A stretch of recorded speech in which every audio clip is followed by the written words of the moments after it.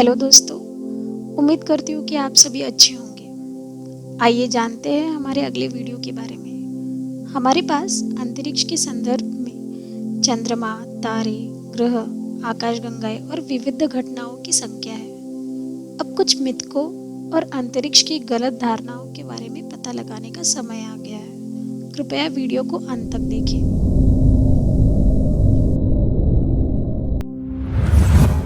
सूरज पीला है। एक स्कूल के बच्चे को सूरज की तस्वीर बनाने के लिए कहे और संभावना है कि आपको एक पीला घेरा मिलेगा। इसे पीले बौने के रूप में या ड्राफ्ट के रूप में भी क्लासिफाई किया गया है। लेकिन नासा के अनुसार सूर्य पीला नहीं है। इसका तापमान 6000 डिग्री केल्विन है। हमारे वातावरण के बाहर से देखा गया तो सूरज एक चमकदार सफेद संगमरमर की तरह दिखता है। फिर भी सूरज के असली रंग को समझने के लिए आपको प्रकाश के बारे में थोड़ा बहुत जानना होगा। दरअसल सूर्य हमें पीला हमारे वायुमंडल यानी एटमॉस्फेयर के कारण दिखाई देता है। हमारे पृथ्वी पर जो प्रकाश पहुंचता है वह प्रकाश छोटे छोटे कण यानी फोटोन के रूप में पृथ्वी तक पहुंचता है। ये फोटोन नीले, इंडिगो और बैंगनी रंग के होते हैं और जब ये फोटोन हमारे वायुमंडल में प्रवेश करते हैं तो वे बिखर जाते हैं।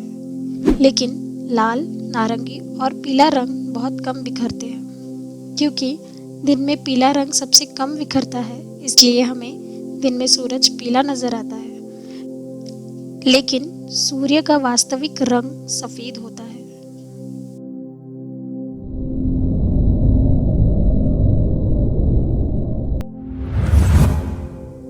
बिना सुरक्षा के अंतरिक्ष में जाए और आपका रंग तुरंत उगल जाएगा और फिर आप विस्फोट होंगे। लोकप्रिय मीडिया का कहना है कि मनुष्य पर आंतरिक रूप से दबाव डाला जाता है और अगर वे अंतरिक्ष में अत्यधिक निम्न दबाव वैक्यूम के संपर्क में आते हैं तो आंतरिक दबाव मानव शरीर को विस्फोट कर देता है। सुनने में गंभीर लगता है, लेकिन यहाँ भी कुछ उम्मीदें हैं। त्वचा मानव का सबसे बड़ा अंग होता है। त्वचा हमारे आंतरिक अंगों, मांसपेशियों और हड्डियों की रक्षा और युक्त करने में इतना अच्छा काम करता है कि मानव शरीर विस्फोट अपघटन का विरोध कर सकता है। और संचार प्रणाली नए वातावरण को जल्दी से यहाँ तक कि बाहरी स्थान तक भी सीमित कर देता है, जिससे यह रक्त को तुरंत बहने के बजाय रक्त प्रवाह प्रदान करता रहता है। अंतरिक्ष की शीतलता के बावजूद एक मानव को तुरंत मृत्यु प्राप्त नहीं होती। एक शरीर की गर्मी को अवशोषित करने के लिए अंतरिक्ष में बहुत ठंड नहीं है, इसलिए बॉडी को फ्रीज होने में कुछ समय लगेगा। इसलिए यदि आप कभी भी अपने आप को अंतरिक्ष यान के बिना अंतरिक्ष में पाओगे तो आप मृत्यु से पहले बहुत देर तक ऑक्सीजन की कमी से पीड़ित होंगे।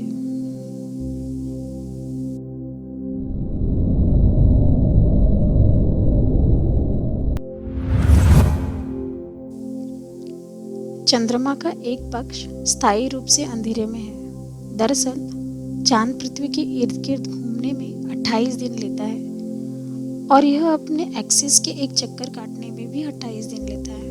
ऐसे होने की वजह से इसका एक ही भाग लगभग हमेशा पृथ्वी की तरफ होता है, जो कि हम देखते हैं। चंद्रमा की इन गतियों के बारे में सबसे मुख्य बात यह है कि उसका परिक्रम काल और घूर्णन काल यानी रोटेशन और रिवॉल्यूशन लगभग बराबर है। कहने का मतलब यह कि वह जितने समय में पृथ्वी का एक चक्कर लगाता है, लगभग उतने ही समय में वह अपनी दूरी पर भी एक चक्कर पूरा घूम जाता है। इसी कारण उसका एक ही भाग हमेशा धरती के सामने होता है और दूसरा हिस्सा हमेशा हमसे छुपा होता है। वैसे चंद्रमा की यह मन गति हमेशा से ही ऐसी नहीं रही होगी। चंद्रमा पर पड़ने वाले पृथ्वी के शक्तिशाली गुरुत्व यानी ग्रेविटेशनल फोर्स के खिंचाव के कारण ही चंद्रमा की यह गति मंद पड़ी है। इसका सीधा अर्थ यह भी है कि शायद लाखों साल पहले चंद्रमा का छुपा भाग भी अपनी धरती की ओर देखकर इसकी सुंदरता पर जलता होगा।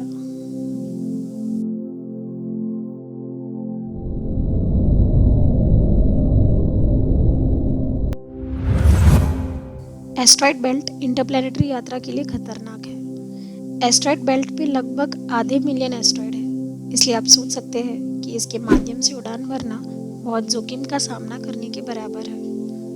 जरूरी नहीं। जब नासा ने बेल्ट के माध्यम से एक अंतरिक्ष प्रोब भेजा तो एजेंसी ने गणना की कि एस्ट्रॉइड के टकराव की चांसेस अब अरब में 1 थी। अतीत में एस्ट्रॉयड बेल्ट में 1000 गुना अधिक एस्ट्रॉयड थे। समय के साथ एस्ट्रॉयड एक दूसरे से टकरा गए और वे सौर मंडल में चले गए। धीरे धीरे एस्ट्रॉयड बेल्ट में एस्ट्रॉयड कम हो गए, लेकिन फिर भी उस अंतरिक्ष प्रोब का एस्ट्रॉयड से टकराने की संभावना आज भी 1 मिलियन में 1 है।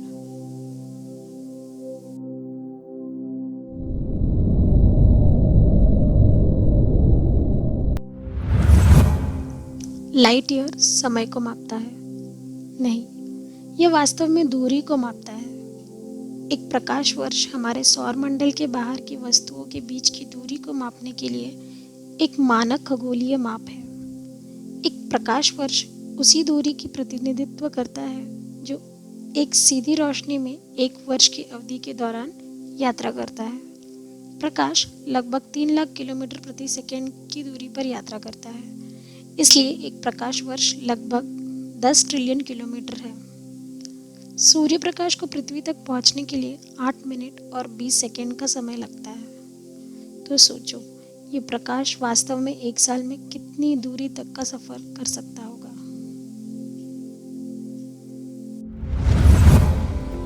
अगर आपको मेरी वीडियो पसंद आई तो प्लीज़ इसे लाइक कीजिए और सब्सक्राइब कीजिए। और कोई सजेशंस हो तो प्लीज़ उसे कमेंट बॉक्स में मेंशन कीजिए। Thank you for watching this video.